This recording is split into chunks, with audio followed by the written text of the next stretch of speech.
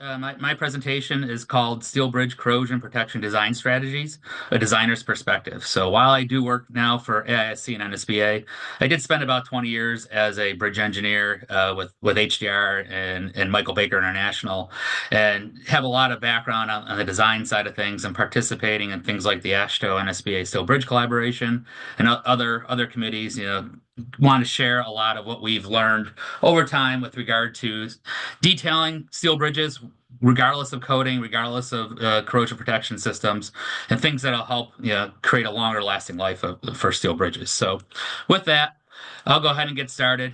I think what you're going to find here, it's good to make good design decisions early on in the process because if you skip something or you miss something, it could lead to some fabrication issues, and it could also lead to some issues later on in the bridge's service life. So what I'm going to refer to a lot today are actually two resources that are out there that if you are designing steel bridges, whether they be uncoated weathering steel bridges or hot dip galvanized steel bridges, they're resources you want to use. And one is our NSBA uncoated weathering steel bridge reference guide, and as well as AGA's hot dip galvanized steel bridge design guide, which I'll share more about here in a little bit.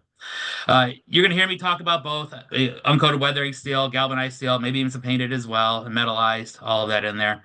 What we promote at AIC and NSBA is you want to use the right coating protection system for the right application. You're going to hear John talk a little bit more about some coating protection systems later on.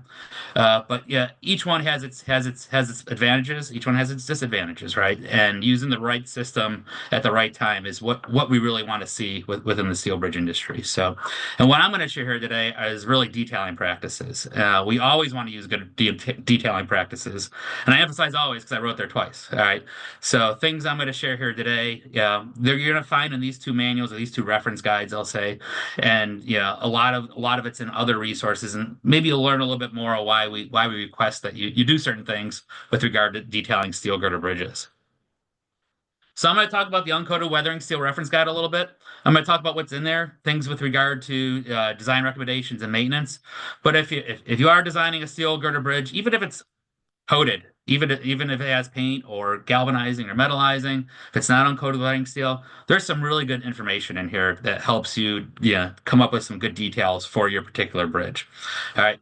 This is available at our website at aisc.org/UWS guide. You can use the QR code there. You can see what the content is there. We have an intro, design recommendations, fab and construction, things with regard to in-service inspection, maintenance, and then repair and rehabilitation. And what we really provide are recommendations overall.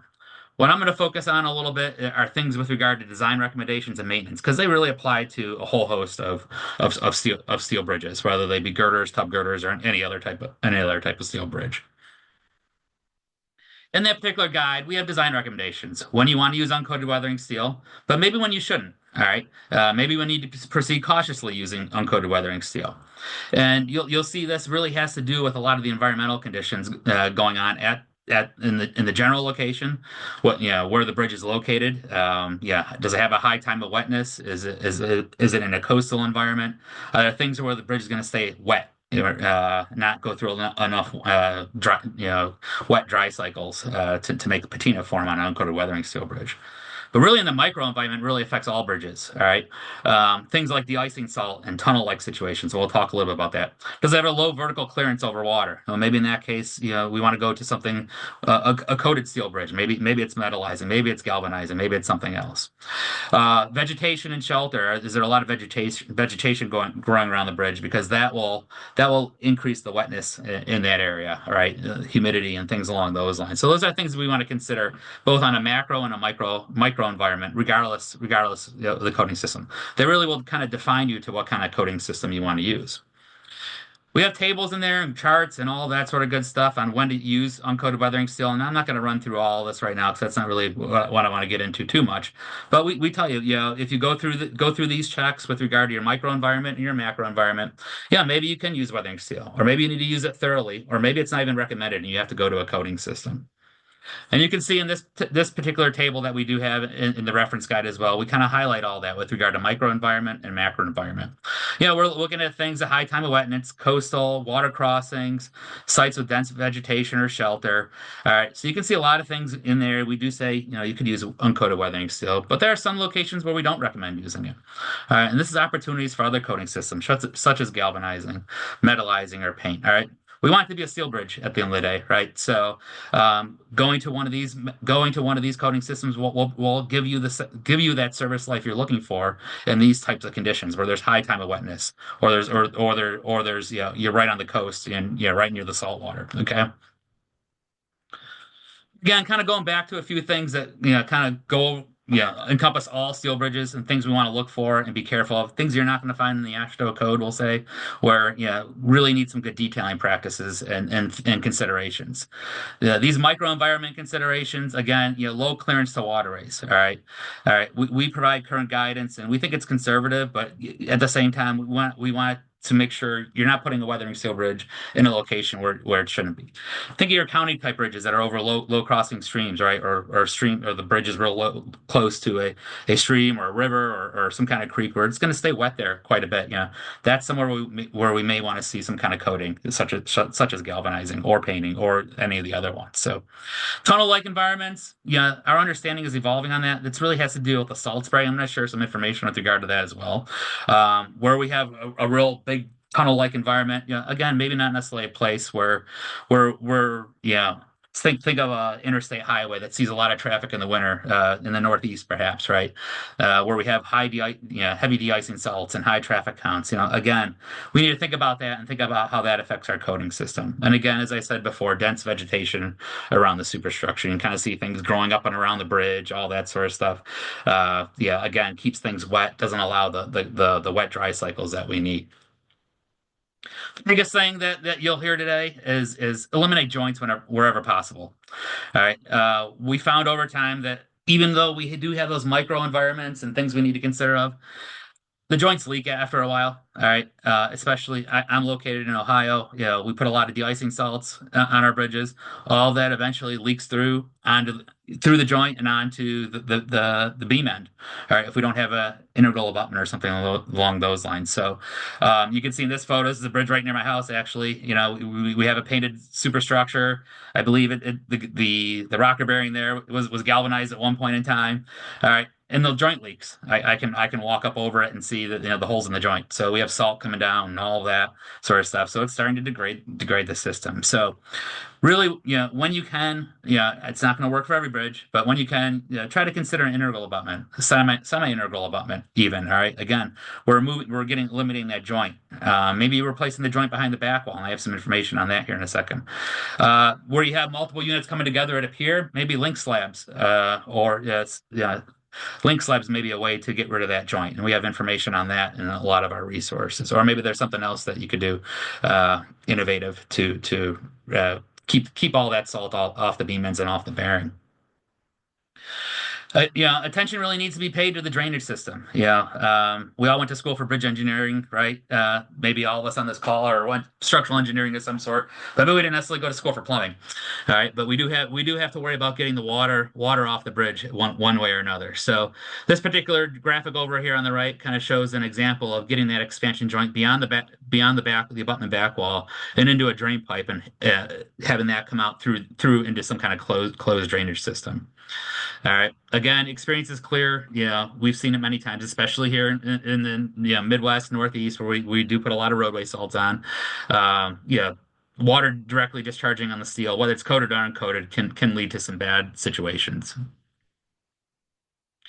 Do you really need an expansion joint? Well, I'll suggest you take a look at what Virginia DOT is doing with some of their abutments. They actually have some really good details in their manual, their design manual, excuse me, where they're moving that expansion joint beyond that abutment back wall or beyond the integral abutment. The integral back wall is shown in this figure here. So you can kind of see there's an expansion joint up there at the top. There's actually a void or a trough within the abutment itself, right? See, on the right-hand side, you have the integral back wall, and then on the left-hand side, you actually have the abutment back wall where the approach slab sits on.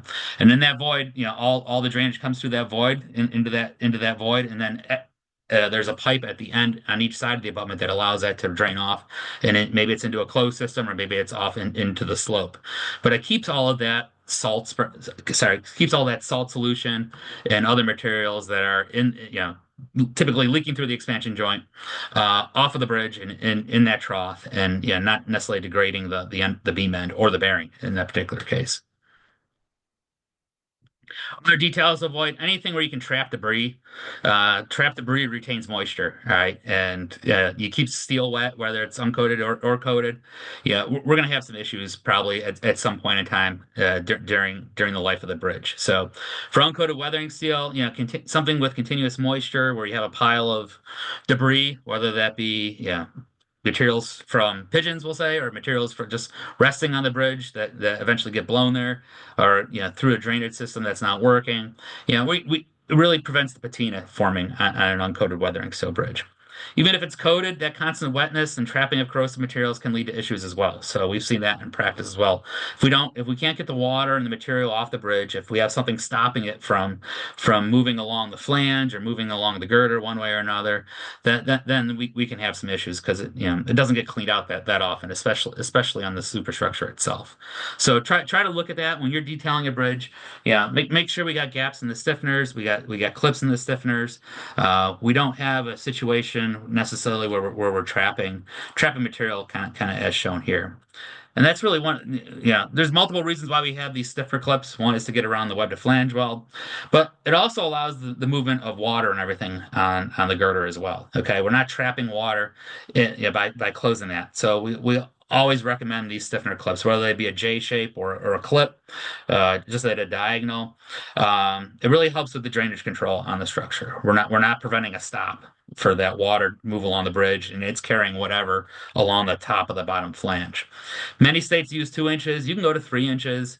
Yeah, that helps to avoid that clogging debris. So try not to minimize that clip as much as possible. Again, it's a stiffener, and you're really looking for the ability of it to stiffen the web at the end of the day. All right, so that clip really, yeah, isn't big there structurally, right? Isn't there for a structural reason. It's there really to allow the fabricator to get around that web to flange well, but then also while the bridge is in service, kind of helps to alleviate some of that debris clogging up against that stiffener. And then sitting on the bottom of flange, who knows where, maybe in a non-ideal location. Talk a little bit about tactical coating as well. Again, if we do have to have an expansion joint at the end of the bridge, maybe there's an opportunity here to coat the beam end with your favorite coating. Okay, whether it be paint, galvanizing, or metallizing. Maybe we have a small piece that's a field splice that we send to the galvanizer to galvanize and then insert it in later on. We have uncoated weathering still everywhere else. Okay, really, it helps to prevent that corrosion at the beam ends, or at least delays it to some point. We do recommend the beams encased in concrete should typically be coated when you have an integral situation. We have an integral end bend, semi-integral, or fully integral. There's things with regard to condensation and capillary action. With that steel being embedded in the concrete, when it's first poured and everything, and water can seep in there at some point in time too. So coating that beam end, even if it's just a single coat of primer, or some other coating could help us to have a longer service life while that beam is inside the integral abutment. We talk a lot about drainage control on uncoated weathering steel bridges. This applies to everything, I think, as well. Water does drip down the bottom of the bottom flange, and run to the abutment or run to the pier, going down slope. But we always specify, especially on uncoated weathering steel bridges, want you to specify these drip bars. Okay, this keeps the water from flowing down the flange and knocks it off the flange, both the top and the bottom, when you get close to an abutment, when you get close to a pier, maybe. All right. These are showing up a lot more. It's in our uncoated weathering steel guide. Several states already have recommendations for this, but it's a real simple method to make sure we get the water off the bridge as it's rolling down the top and the bottom of the bottom flange. It's a simple bar going across. You can see one there from a fab shop picture over on the right. It just looks like a little V. Again, you want to make sure you put the direction with the slope correctly, right? All right, so don't put it the other way. Otherwise, we're just going to collect material on the top of the top flange. Okay, so make sure we're pointing it off and it's orientated correctly with the slope. Uh, as I said before, we do have to be concerned a lot with drainage details, maybe some details to avoid where we've seen some problems. Drainage through the barrier, it may be a little tough to see there. You can kind of see the holes in the bottom of the barrier. It's just running off the edge of the deck. Then a lot of times that splashes down onto the girder. So again, depending on what kind of environment you're in, if you're in a high salt environment where we salt our bridges and our roads, that's just going to drip down onto the girder and cause an issue. So if you can, yeah, that's something to try to avoid. Another one over here on the right that I have shown is really just kind of some drain holes in the deck right next to the barrier. There's no downspout in this particular case. So you can kind of imagine that water, again, and think of a highly the salt environment, de-icing salt environment. That water is just dripping down through those holes, then blowing onto the girder and then sitting on the bottom flange. And hopefully, it's moving down the bottom flange and off, but yeah, at the same time, it's a detail that could really lead to some issues with water and various salt solutions just landing on the girder, again, regardless of the coating system and not getting off of the girder. For drainage detail, kind of shown here is if you're gonna have the runoff right through the deck and have it free fall down to whatever below, you want to get that downspout past extended below the bottom flange of the girder or of the beam. All right, you have your scuppers up on the deck there, kind of shown in the photo on the top right. Yeah, the water's going to get into those scuppers and then those drains, go through the downspout. Uh, that downspot's probably braced to the girder one way or another, and it's about a foot below, give or take, that bottom flange and the water exits down below and really doesn't have a chance to blow up and onto the top of the bottom flange and cause any issues. So one other thing I want to point out, while it's not a drainage detail, on this particular photo, you can see here that plate girder, all the stiffeners are on the inside of the girder. Okay, the only stiffeners that are on the outside of the girder are probably the bearing stiffeners at each support. And even in this case, it's a semi-integral bridge, so you don't even see those. So, yeah, limiting those stiffeners on the outside edge of the girder also helps to reduce any type of buildup of debris and water. If you're not going to have a free fall system, then maybe you're looking at a closed drainage system especially on some larger structures. Okay, this is a location, a long span plate girder bridge. It is uncoated weathering seal, but it is a closed drainage system. You can obviously see that right here, right? So getting that water off the bridge and down to whether to the abutment or to the piers, and then to some kind of closed drainage system that is supporting all of that. In this particular case, for the design of the bridge, we couldn't just free fall the drainage onto the levee there actually in this particular case. So we had to get all the drainage off the bridge in this closed system. Again, some plumbing, we'll say, to do all of that. So just things to consider. Again, we're trying to get all that debris, all that water off the bridge in a manner where it's not going to not sit on the plate girders. You heard me talk about tunnel-like condition. This really has to do with salt spray and spray from the roadway below up onto the girder above. There's been I don't want to say a lot of debate, but a lot of research and discussion on what is a tunnel-like condition. I'll refer you to the state that I live in here in Ohio. They have a pretty good take on when they consider a tunnel-like condition. While uncoated weathering steel is their primary system, they do specify some caveats with regard to that. And it asks you to use the coating system, especially on the fascia girder, when some of these conditions are met. All right. Again, your vertical clearance is less than 20 feet. You have a large ADT, and even a larger truck traffic. Okay. 50,000 vehicles, 20% more truck traffic. Again, that tunnel-like condition was when all of these are met, shown there, that vertical clearance less than 20 feet. Bridges over interstates or four-lane divided highways, ADT of 10% or more, and posted speed limit on their bridge is 55 miles or greater. So typically your interstate highways. But what they do talk about is actually just coating the fascia girder. All right. Now that could be all the way around, or just a portion of it. Typically, what I've seen is just being coated all the way around, because that takes the brunt of any salt spray. You could imagine the spray hitting it. So whether it's painted, metallized, galvanized, or some other coating system, but you can kind of see the use of all two coating systems here. In this particular case, paint and uncoated weathering steel for the interior girders. Again, the thought behind this is if I using the right coating system for the right application, right? So this particular location, that solid spray hits that fascia girder. It's protected with whatever coating system you want to use, but you really don't get that salt spray too much in those interior girders, and thus why they're using uncoated weathering steel there. A study was performed. I want to share another study here. Connecticut DOT did a study very recently. They had a consultant, CHA, look at roughly 138 uncoated weathering steel bridges. And what they found generally was the most corrosion that took place was really again at those expansion joints. All right. Yeah. Structures with those expansion joints were leaking. Saw section loss up to of at least 0.093 or even greater in some cases. But the structures that were performing well had no expansion joints. They had integral abutments or the deck over the back wall, or even the girder ends were coated.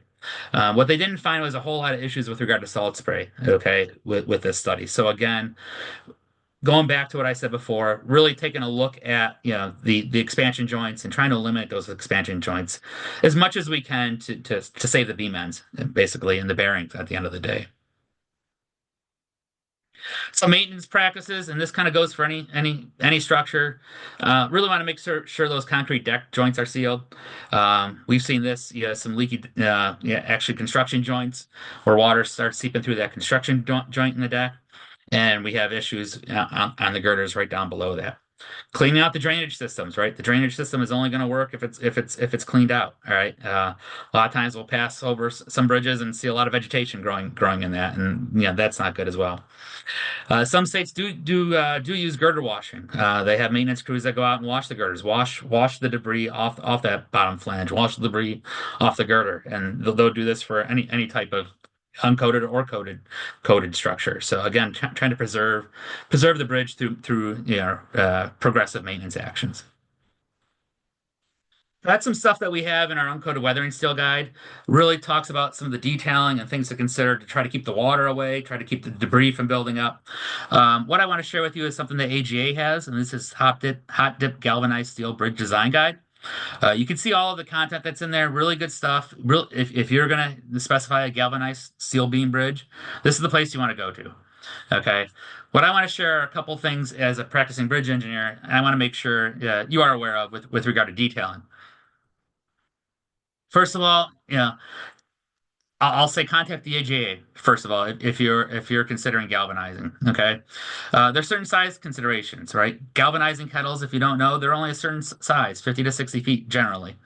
AJA has a really good locator on their website, and I have the website there when you download these slides. Has locations as well as the size of the galvanizing tanks that all these folks have. If you're longer than 50, 60 feet, you can use a progressive dip application. And however, that's only up to certain dimensions as well.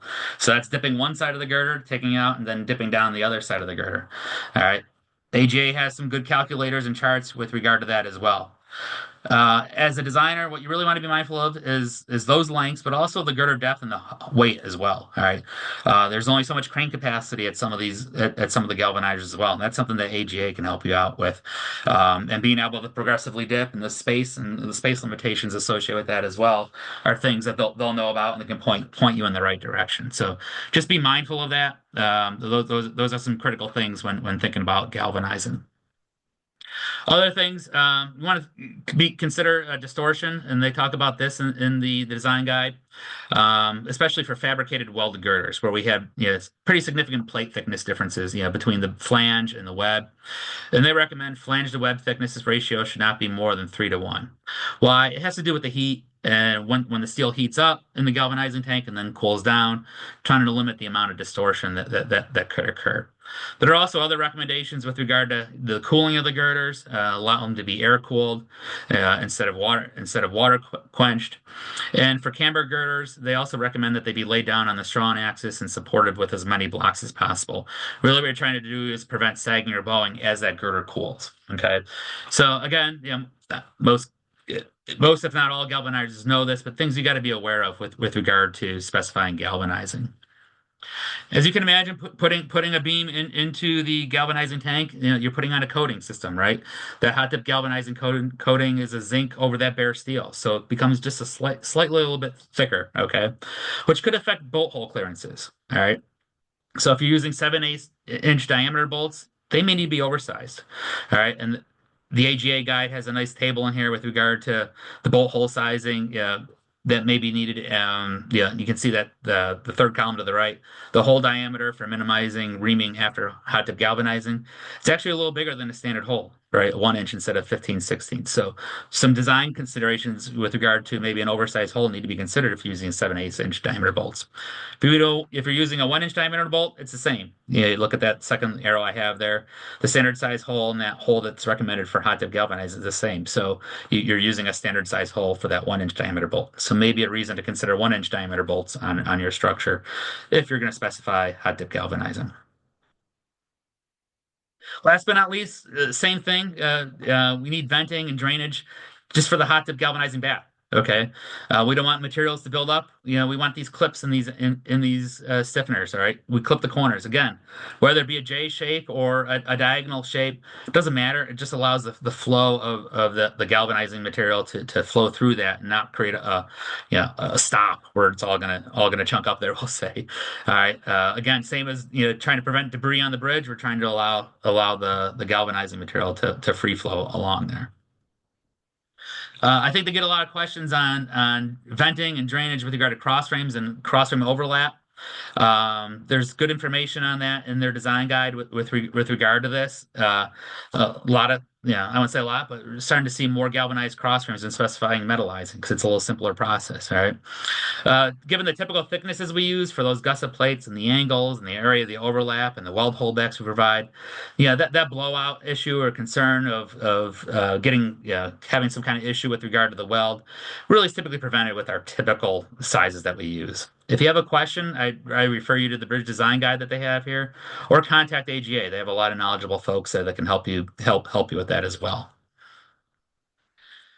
So, in summary, I hope I shared provided some details for thought. Whether you're using an uncoated weathering steel bridge, whether you're using a coated steel bridge, whether it be galvanizing, metallizing, or painting.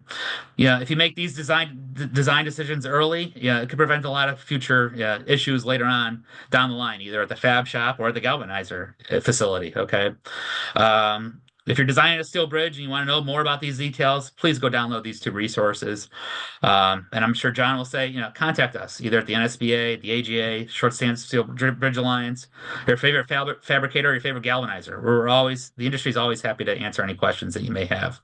And again, try to use these good detailing practices. Always. All right. And if you have questions on them, again, reach out. My contact information is shown there. It's also in the slides that I think are going to be posted on the Short Span Steel Bridge Alliance website. Appreciate the time allowed for this presentation. Thank you to SSBA and the AGA. Look forward to questions later on. But before we get to there, I'll turn it over to John for the second part of today's webinar. John, it's all yours. Great. Thanks, Brandon. Appreciate it. Good stuff in that presentation there. Give me a sec while I switch gears and share my presentation. All right. Can you see that, Brandon, by chance? Okay. Sounds good. All right. Well, the second part of today's webinar is going to be on combining two types of durability solutions to protect a bridge. So first, we're going to talk about duplex systems, paint or powder coating over hot dip galvanizing, some of the things you need to consider there, and some examples of when and where it's used properly. And then we're also going to talk about hybrid zinc coating systems. And so this is a concept where you're combining two different zinc coatings on the same system to take advantages of each coating system. And this is going to have some cost efficiencies and help save money when building the bridge. But again, first we'll kick off with our duplex systems here. Just a little bit about our organization. I'm sure you've heard some of this before, but we're the American Galvanizers Association. Been around a long time, almost 100 years now. There's 180 hot dip galvanizing plants throughout North America, over 80 companies.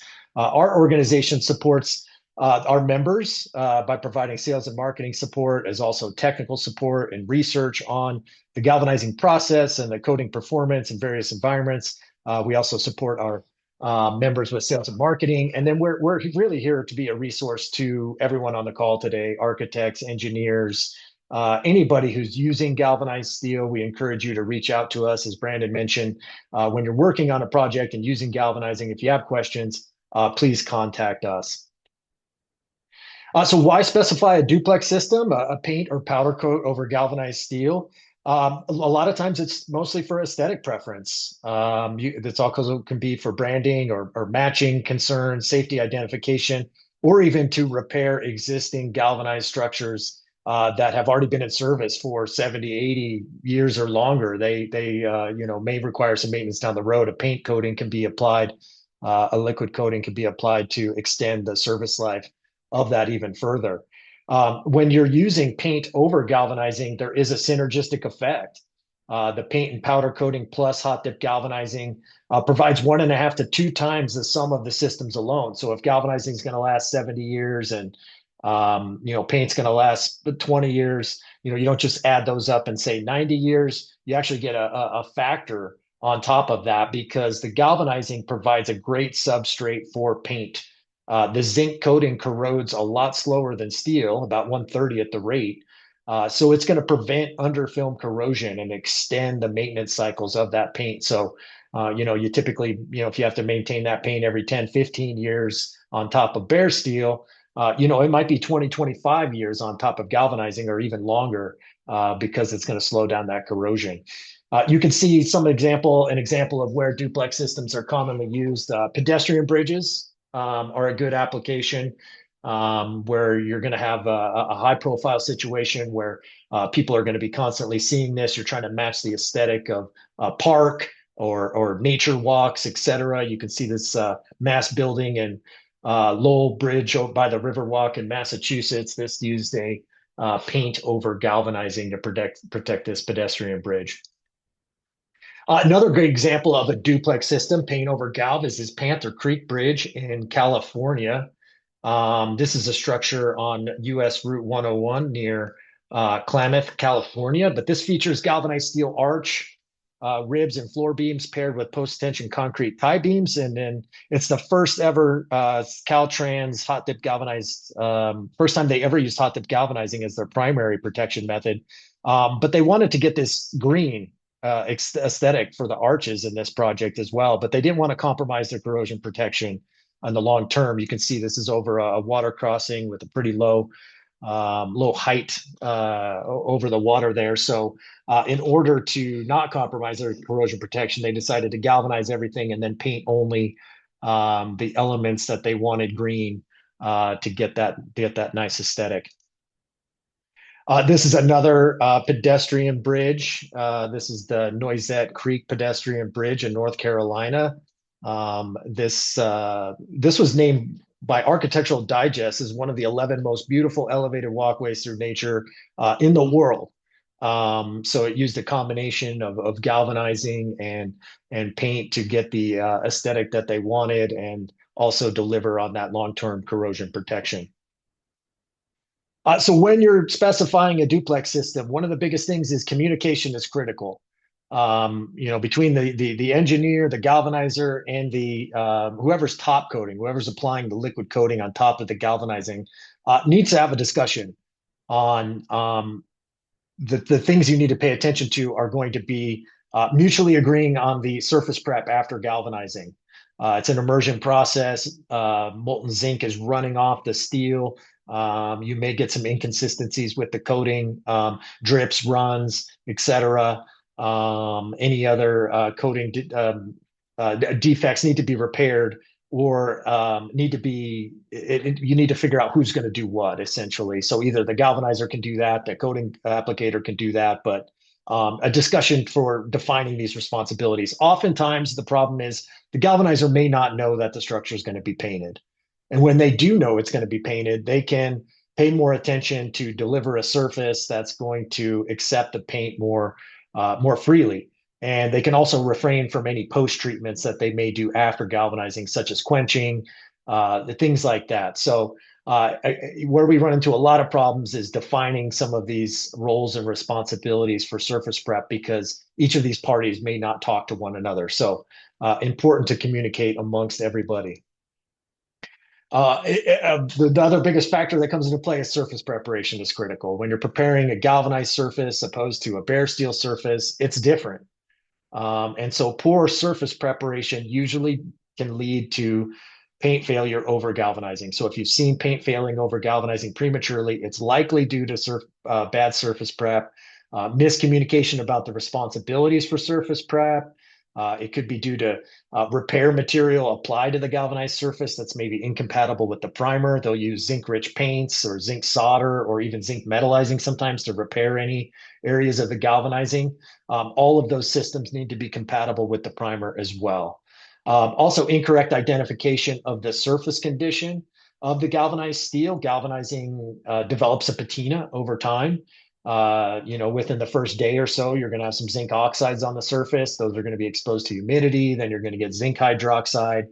You're ultimately going to end up with zinc carbonate. So identifying the surface condition is going to tell you how to prepare the surface correctly. And there's some great resources on what to do for each situation that I'll have at the end of the presentation. But insufficient smoothing, insufficient cleaning, or insufficient roughening, and not providing an adequate profile for the paint to adhere to galvanizing, can be a concern. You want to be able to profile the surface of the galvanized steel, but you don't want to remove too much of the zinc coating. So there's a little bit of care involved in how you do that. And one of the most common ways to do that is with brush off blasting. There's actually an SSPC amp spec, a SP16 for this brush off blast cleaning of coated and uncoated galvanized steel. And what they do is they use an angle when they're blasting, lower pressure, softer blasting medium, and you're looking to achieve this 0.75 mils profile height. It's going to give you a little bit of change in appearance from the steel, from the galvanized steel from the galvanizer, but that's going to give it the good profile to promote good paint adhesion to the zinc surface. So this is very important, and the most common and tried and true practices to ensure proper liquid coating adhesion to galvanizing. Some more resources. We don't have time to get into all the specifics today, but at AGA, we have a great resources on painting over galvanized steel. So we do have a publication on duplex systems talking about all of this. We have a cut and paste specification. So if you are including duplex systems in your own project specs or corporate specs or whatever, we have this suggested specification for how you prepare the steel surface for painting. You can download that from our website. And we also have a great video on YouTube as well, where you can learn more about this. So all of the links in my presentation are clickable. So when you download that slide deck from the Short Span Steel Bridges website, you can click on these links and it'll go right to the pages to get these documents. Other industry resources for duplex systems, there's some, the AMP SSPCSP16, that's quite a tongue twister there, is going to be that brush off blast cleaning spec.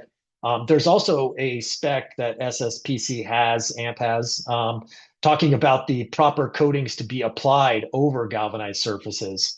So you can check that out for specific recommendations of paint systems. And then there's two ASTM specs out there, one for painting over galv, one for powder coating over galv. Those links here will lead you to the pages to purchase those specs. But they will cover all of the surface preparation in detailed and all the things you need to consider when looking into specifying a duplex system. So with that, I'm going to shift gears a little bit and talk about hybrid zinc coating systems. We coined that term to talk about hot dip galvanizing and thermal spray zinc. There is definitely some momentum building in the industry to specify these two coating systems together and leverage the superior coating protection that zinc provides. So a little overview is, hybrid zinc coatings. You get to leverage a combination of both those zinc coatings, but the coatings are applied very differently. With hot dip galvanizing, you're going to be immersing the steel in a molten bath of zinc at about 850 degrees. That zinc's going to react with the iron, form a very durable coating with zinc, iron, and other metallic alloy layers.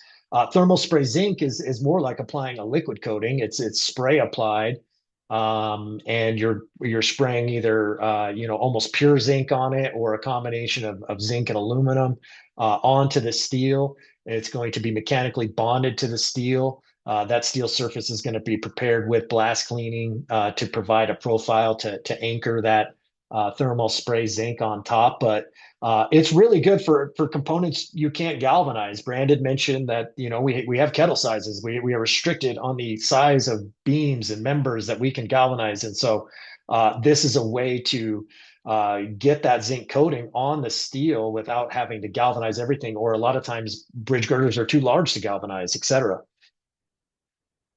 The benefits are that durable corrosion protection that zinc provides. It provides barrier protection, cathodic protection, and develops that zinc patina over time, which when it's fully developed after about 6 months to 2 years, it corrodes at 1/30 the rate of steel. So it lasts a very long time.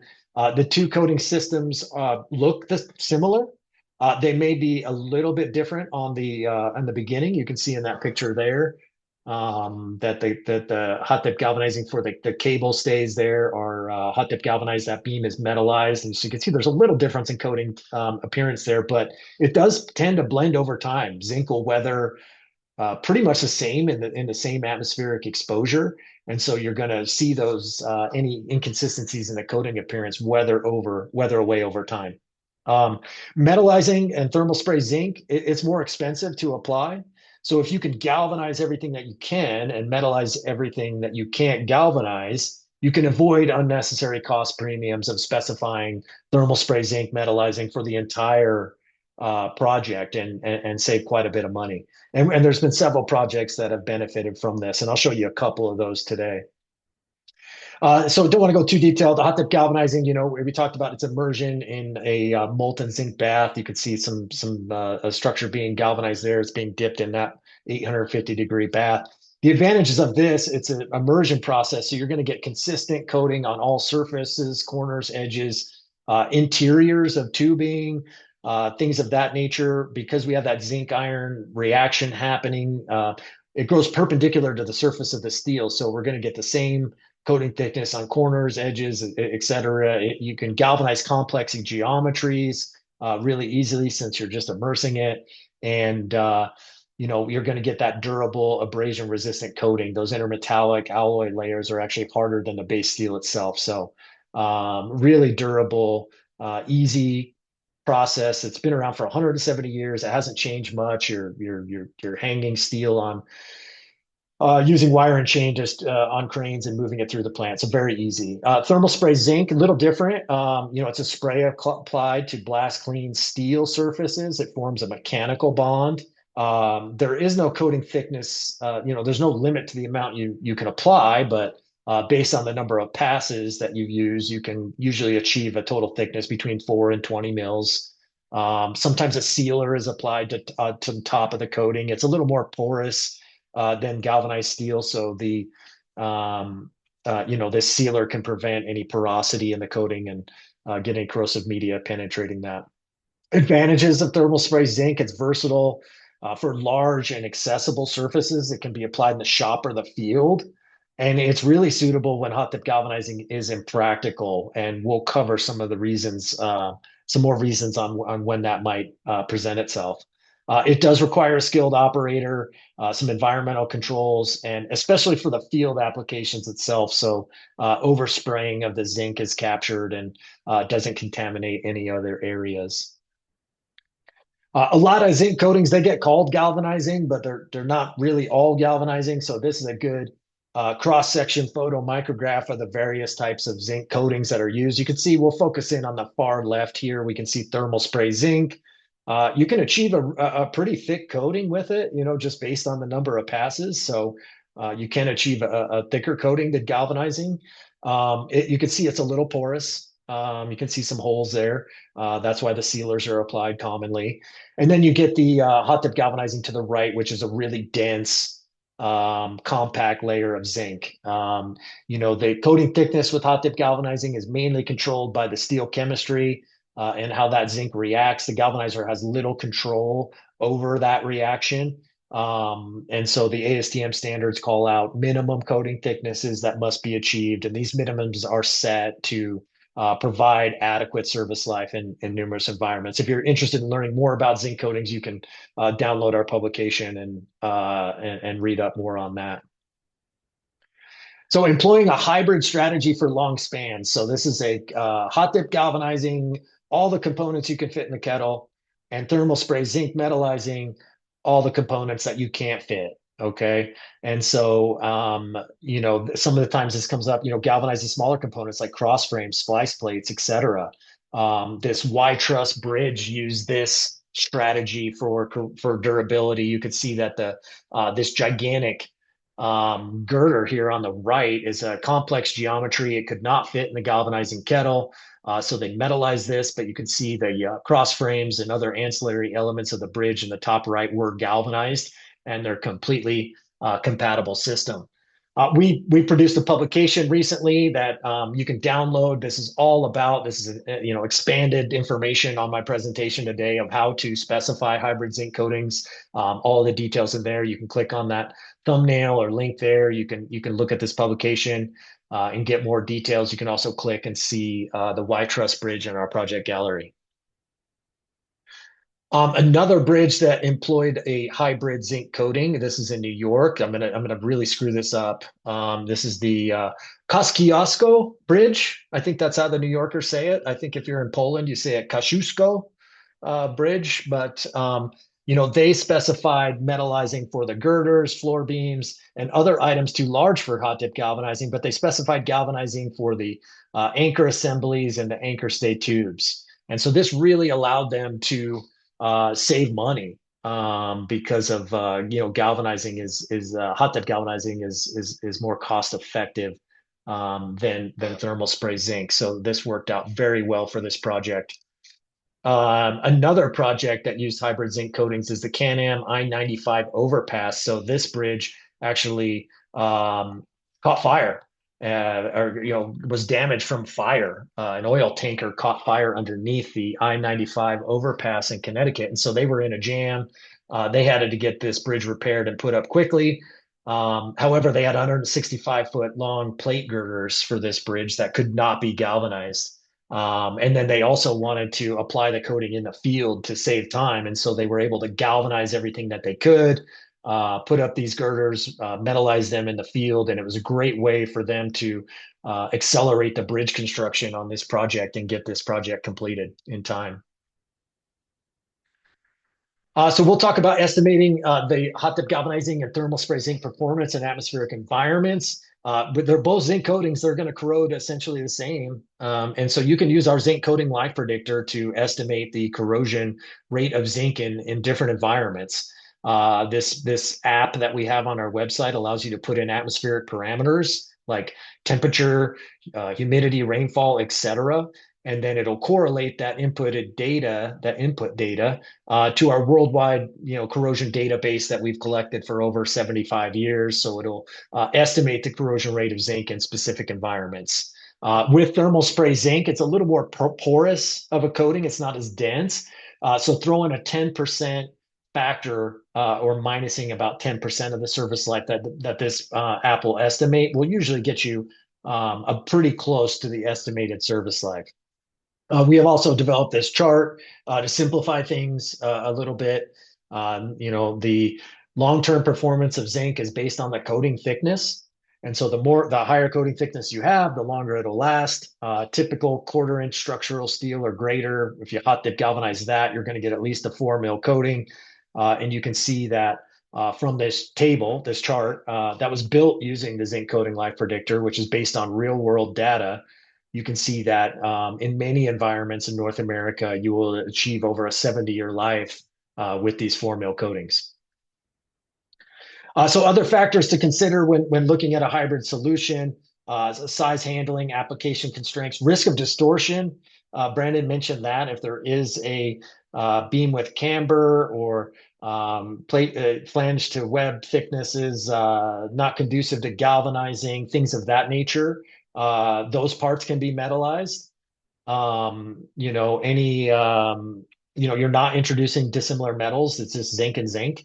Other areas, slip critical connections, metallized slip critical connections. You can achieve a higher slip factor with those, so you may be able to metallize the areas on the connection areas.